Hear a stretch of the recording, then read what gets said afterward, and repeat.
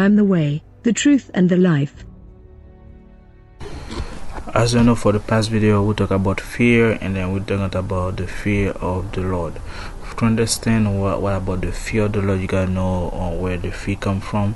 The fear come from, as I said, come from the scarcity, either your lack of something, or you're afraid of something, or you don't want to miss or something, or you don't want to take something from you, or something like that. So basically you feel your life a dangerous situation. Now the fear of the Lord is something that the same idea is the lack of His presence, the scarcity that without God you have nothing, and then you are nobody, you don't exist, you got no reason to live. And the missing part is that you miss heaven, or you miss His presence, you miss His word. That's why the fear of the Lord, which is a pure and honest fear. And that's why Jesus said, always tell you to have His fear, because His fear is going to be able to guide you. His fear is going to be able to help you.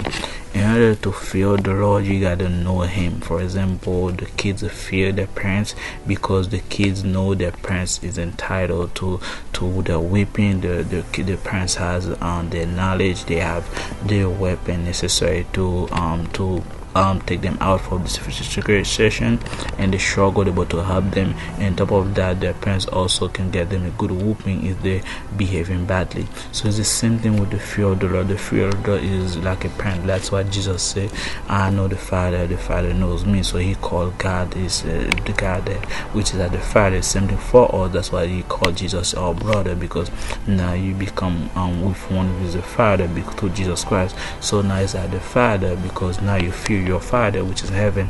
It's the same thing with our Father which is in heaven. When you pray, because you fear that when you do something wrong, your Father gonna whoop you. You do something wrong, your Father gonna punish you.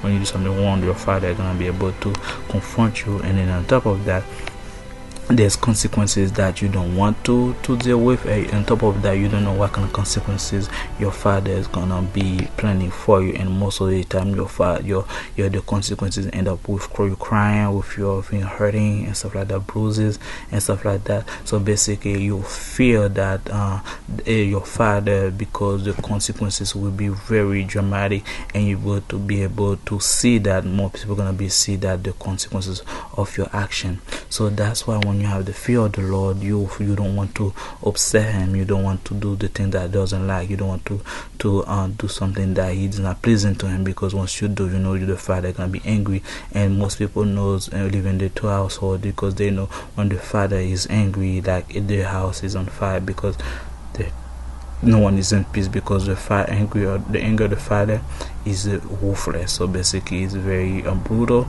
So that's what they're trying to do. Most of them can not make their Father mad, and that's why the same thing with the fear of the Lord. You is your Father. Do not try to get your Father mad, because when Jesus or God is mad, there's no one on earth, there's no one you can hide, and then He's gonna get you, He's gonna punish you. That's why Jesus put His fear in you, because once you know your Father can whoop you, your Father can be able to punish you at any moment, any time of day, do something wrong.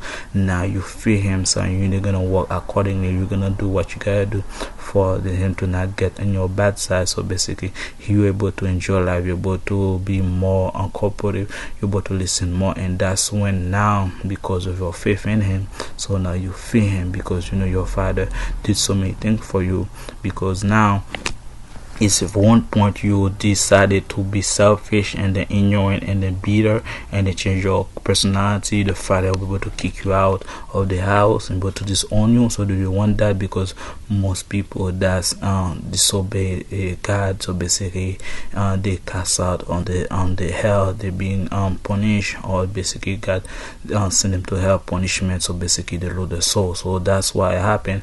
When you fear the Lord, you don't want to see some situation, because you heard that the hell is a place of punishment, is a stiff scratching, and then you heard that people are burning for eternity, and then lack of water, and then next thing you know, you don't want to be in that place. Since you don't want to be in that place, you see the consequences.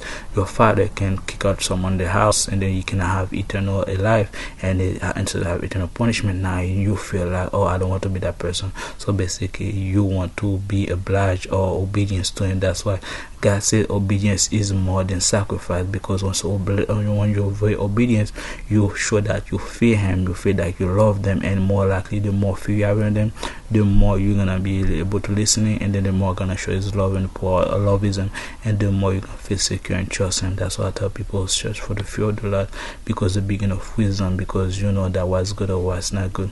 And the same thing as Joseph said, they don't want to go to sleep with Bathsheba, to go to sleep with the wife of Potiphar, because he knows that the fear of the Lord is greater than to do this act, because God gonna be able to punish him severely, and they don't want to be in the bastard of God. If you know my video, thumbs up, and I wish you God seek for the presence of God, and then know his will, and fear him more likely daily, and be closer to him. And that's the next one.